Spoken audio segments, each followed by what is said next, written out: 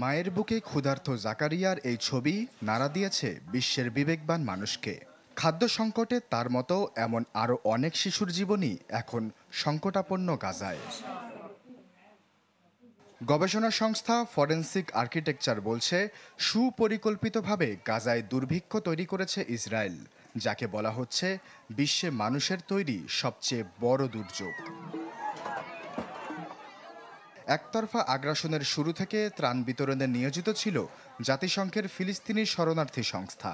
2025 সালের জানুয়ারিতে সবার আগে সংস্থাটিকে নিষিদ্ধ করে ইসরায়েল। মার্চে আসে আরেক আঘাত। উপত্যকায় বন্ধ করে দেয়া হয় ত্রাণ প্রবেশ, প্রায় 3 মাস ঢুকতে দেওয়া হয়নি কোনো সহায়তা। এরপর কড়াকড়ি খানিকটা শিথিলের নাটক সাজায় জায়নবাদীরা।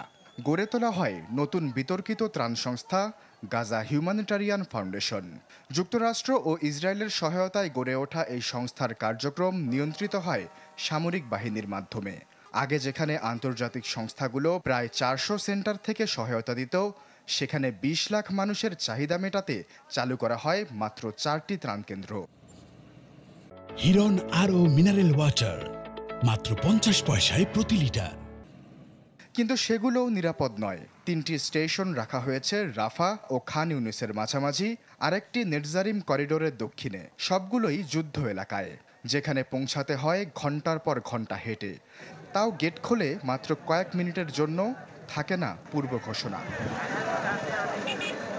ফরেনসিক আর্কিটেকচারের তদন্তে উঠে এসেছে মার্চ থেকে আগস্টের মধ্যে ত্রাণ নিতে যাওয়াদের অন্তত 64 বার লক্ষ্যবস্তু করে হামলা চালিয়েছে আইডিএফ। শুধু ত্রাণ কেন্দ্র নয়, রাস্তা, আশ্রয়কেন্দ্র, এমনকি বেকারি ও কমিউনিটি কিচেনেও চালানো হয় হামলা। মার্চ থেকে আগস্টের মধ্যে 23টি সরবরাহ অবকাঠামো ধ্বংস করেছে ইসরায়েল। নথিভুক্ত হয়েছে 37টি লুটপাটের ঘটনা, যেখানে ইসরায়েল সমর্থিত গোষ্ঠীর জড়িত থাকার প্রমাণ মিলেছে। জাতিসংঘ বলছে এই কৌশল ভেঙে দিয়েছে গাজার সামাজিক কাঠামো। পরিস্থিতি এমন দাঁড়ায় যে ফিলিস্তিনিদের কাছে শুধু 2টি পথ খোলা থাকে, হয় জীবন বাজি রেখে খাবার আনতে যাবে, নয়তো মরতে হবে না খেয়ে। এ অবস্থায় চলে আরও 3 মাস। শুধু ক্ষুধার যন্ত্রণায় উপত্যকাটিতে ঝরে 300-র বেশি প্রাণ। অবশেষে 22 আগস্ট গাজায় দুর্ভিক্ষের আনুষ্ঠানিক ঘোষণা দেয় জাতিসংঘ সমর্থিত খাদ্য নিরাপত্তা পর্যবেক্ষক সংস্থা। সেপ্টেম্বর নাগাদ যা আরও ভয়াবহ রূপ নেবে বলে ধারণা করা হচ্ছে। আশ্বাস চৌধুরী, চ্যানেল 24।